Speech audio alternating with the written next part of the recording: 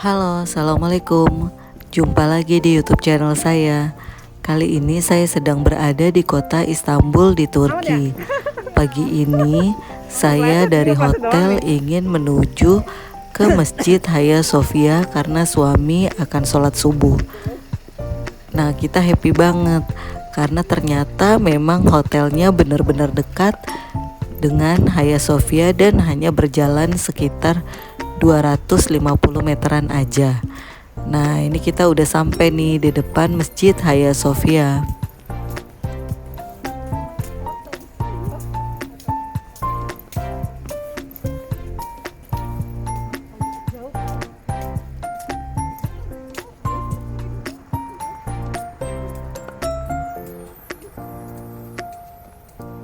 Karena mengejar waktu sholat subuh supaya nggak ketinggalan, tadi kami bangun tidur langsung menuju ke sini dan nggak mandi dulu. Dan kebetulan karena kami sedang berhalangan, yang hanya akan masuk ke dalam masjid untuk sholat subuh berjamaah hanya suami saja. Setelah selesai sholat subuh, kami kembali ke hotel. Nama hotel yang kami tempatin ini Seven Hills Hotel and Restaurant. Kalau baca-baca di reviewnya TripAdvisor, Booking.com maupun Agoda, sangat sulit mencari hotel yang bagus di area Sultan Ahmed. Tapi alhamdulillah kami dapat hotel yang benar-benar dekat dengan Hagia Sophia dan fasilitasnya juga cukup bagus. Pada saat kami stay di hotel ini Maret 2022 lalu, rate hotelnya per malam 4 jutaan untuk yang versi family 3 orang. Sebelum berangkat kami hanya book untuk 1 malam stay di hotel ini. Tapi setelah sarapan kami merasa hotel ini sangat affordable dan nyaman, jadi kami extend sampai stay 3 malam di hotel ini. Kamarnya sendiri sebetulnya tidak terlalu luas, tapi cukup nyaman untuk 3 orang dewasa. Kamar mandinya pun juga tidak terlalu luas, standar bintang 4 seperti hotel di Century di Jakarta. Nah, untuk kamarnya sendiri ini terdiri dari 2 bed, yang satu king size, yang satu berukuran queen.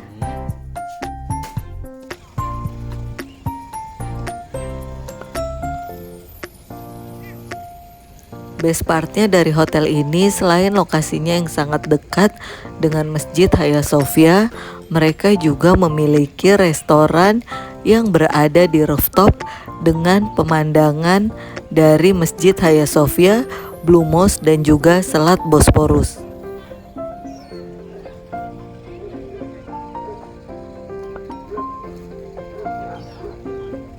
Karena pada saat naik ke rooftopnya kami pengunjung yang pertama, jadi kami langsung memilih meja yang berada tepat di depan Masjid Hagia Sophia. Untuk menu makanan sarapannya kita nggak bisa milih, jadi kita hanya bisa milih minumannya aja. Dan sarapannya juga sudah termasuk di harga kamarnya.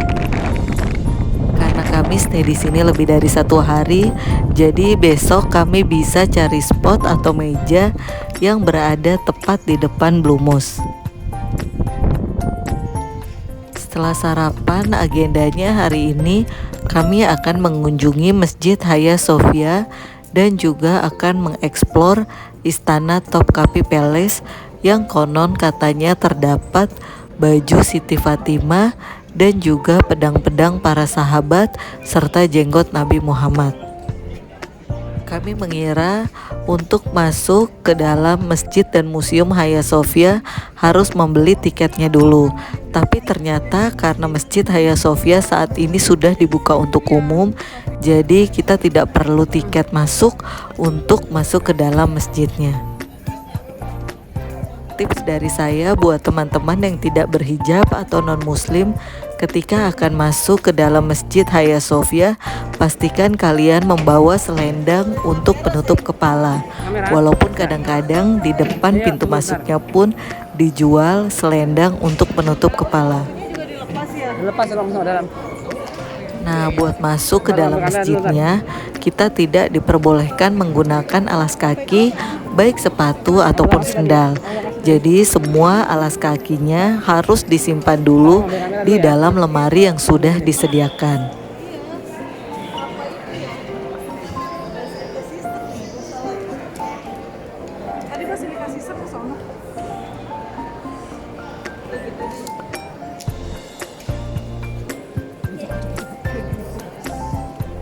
Untuk pengunjung yang membawa stroller juga dapat menyimpan strollernya di area luar masjidnya ini. Tips dari saya buat sahabat online yang akan mengunjungi Masjid Hagia Sophia tapi letak hotelnya agak jauh atau memiliki waktu yang terbatas, maka sediakan waktu sekitar 2,5 jaman untuk mengeksplor keseluruhan Masjid Hagia Sophia ini. Hari ini karena kami datangnya sudah agak kesiangan dan situasi masjidnya pun sudah cukup ramai, jadi kami tidak lama-lama di Masjid Hagia Sophia ini. Kami hanya mengeksplor bagian ruang utama tempat ibadahnya saja dan kami akan kembali ke sini di hari-hari berikutnya.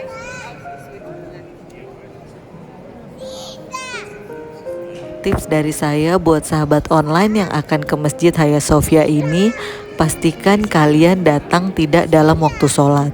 Karena ketika dalam waktu sholat, maka semua pengunjung tidak diperbolehkan masuk ke dalam masjid ini.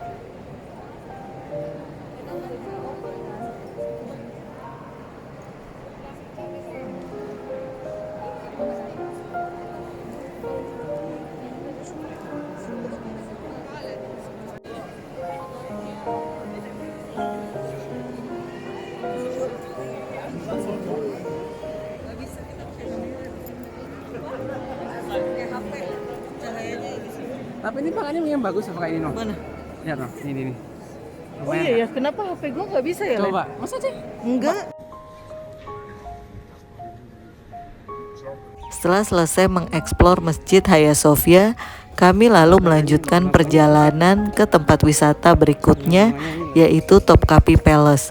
Untuk menuju Topkapi Palace ini, dari Masjid Hagia Sophia hanya berjalan kurang lebih 800 sampai 1 kilometeran saja.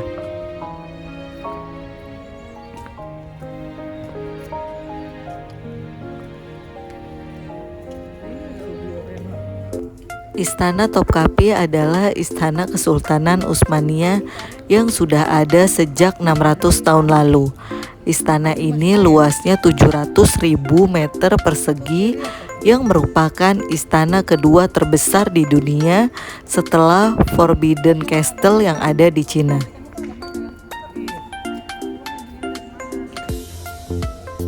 Istana Topkapi ini dibangun pada tahun 1460 oleh Sultan Mehmed II atau yang dikenal dengan Sultan Muhammad Al-Fatih setelah beliau memenangkan Kekaisaran Turki melawan Kekaisaran Romawi merebut kota Konstantinopel.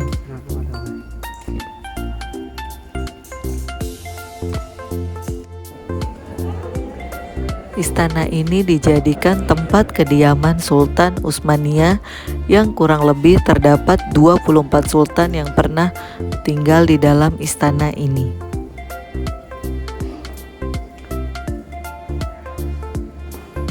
Tips dari saya buat sahabat online yang akan berkunjung ke Istana Topkapi ini, jangan lupa untuk menyewa audionya.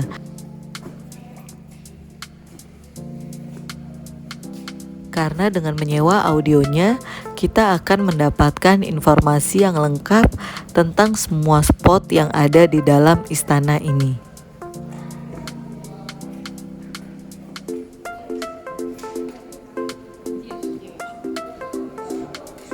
Tips yang kedua dari saya, jika sahabat online berencana akan mengunjungi Istana Topkapi ini, sediakan waktu minimal 3-4 jam untuk mengeksplor semua area istana ini.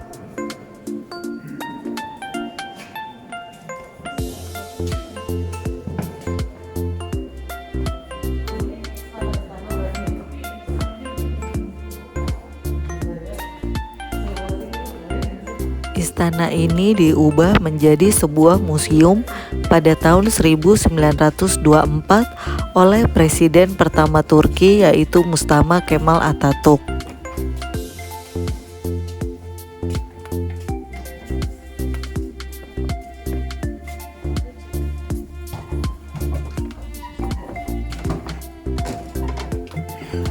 Istana ini juga menjadi bagian dari salah satu bangunan bersejarah di kota Istanbul yang masuk dalam daftar situs warisan dunia UNESCO pada tahun 1985.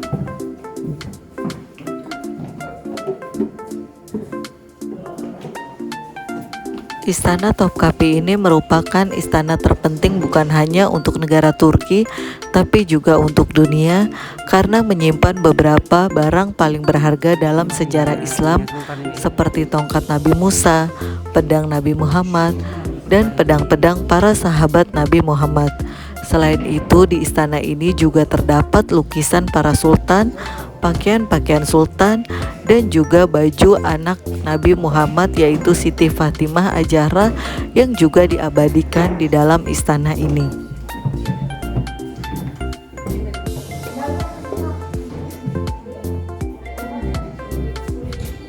Menurut catatan sejarah, Istana Topkapi ini pernah mengalami renovasi sebanyak 2 kali, yaitu setelah gempa pada tahun 1509 dan setelah peristiwa kebakaran pada tahun 1665.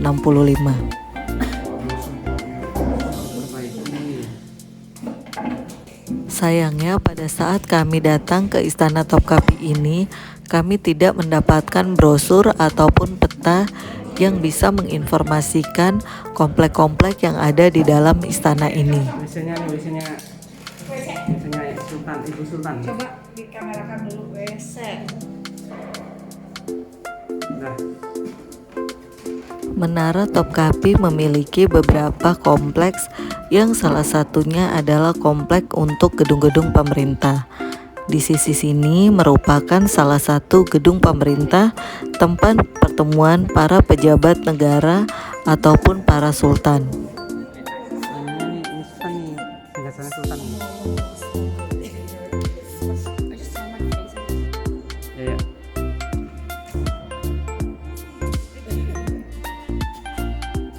Give her her stuff.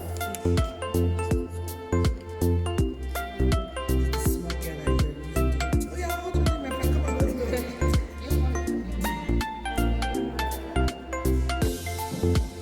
Ini Imperial Hall.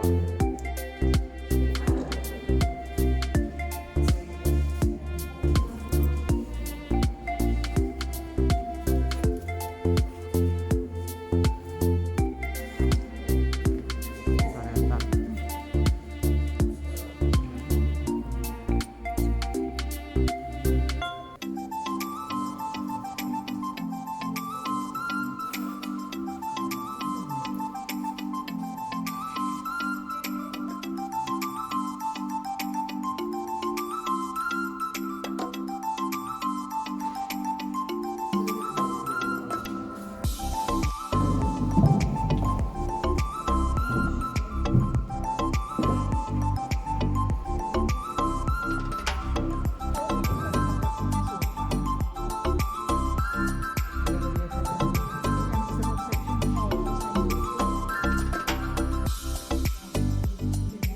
Di atasnya no.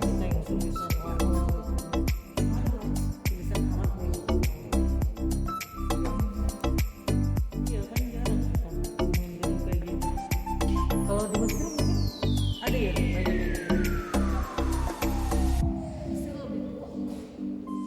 Kalau ini kan kayak bagus gitu fotografinya.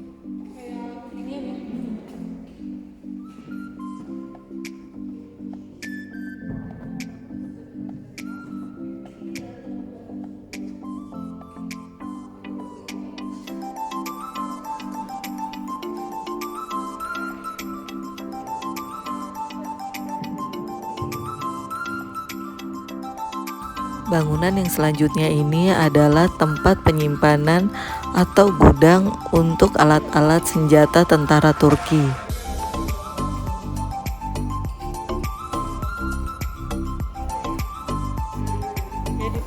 deh, gue ingetnya.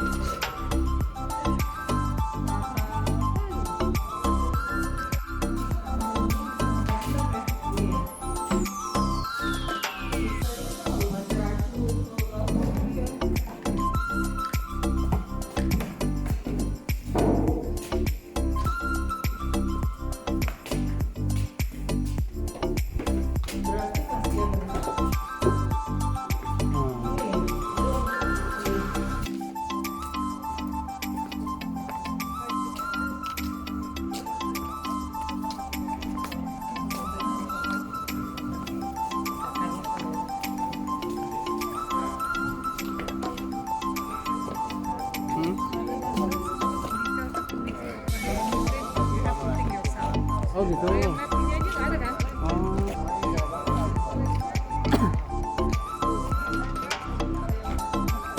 Ah, ini Arms Collection kali ya?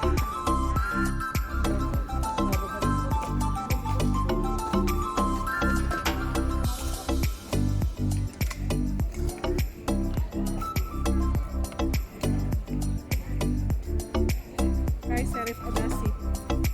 Apa itu? Oh.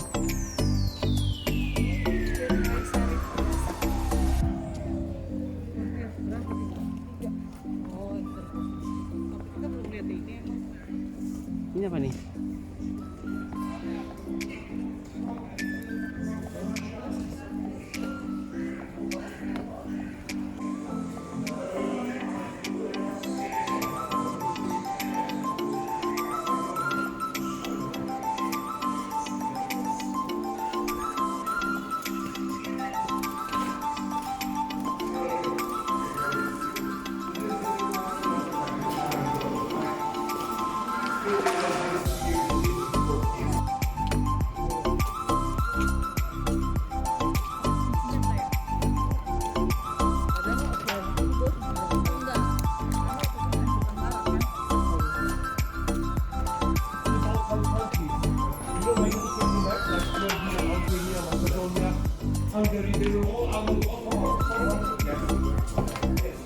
Ini yang dapur-dapur tadi.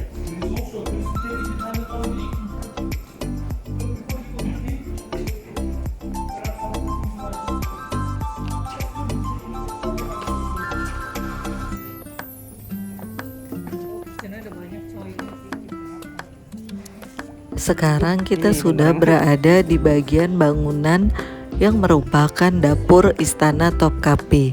Luasnya cukup besar dengan peralatan yang terbilang lengkap dan canggih pada masa itu.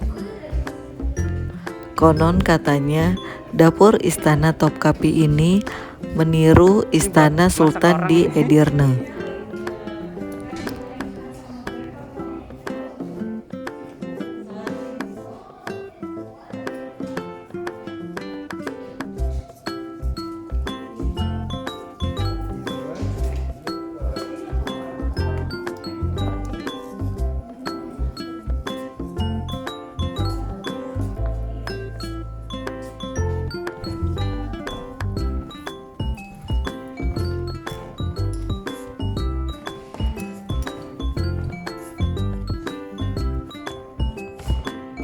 Selanjutnya kami menuju ke salah satu ruangan yang merupakan tempat bersejarah menyimpan barang-barang berharga peradaban Islam Rasulullah SAW, keluarga dan para sahabatnya.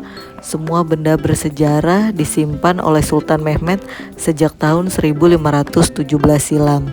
Sayangnya, untuk masuk ke ruangan ini kita tidak diperbolehkan untuk mengeluarkan kamera ataupun HP untuk memfoto ataupun mengambil videonya. Di dalam ruangan ini dilantunkan ayat suci Al-Quran secara bergantian oleh 3 orang selama nonstop 24 jam. Karena banyaknya nilai sejarah dan budaya yang ada di dalam Istana Topkapi ini, saya sangat merekomendasikan teman-teman terutama yang muslim untuk berkunjung ke istana ini. Sampai di sini dulu video saya kali ini. Semoga informasinya bermanfaat ya. Wassalamualaikum.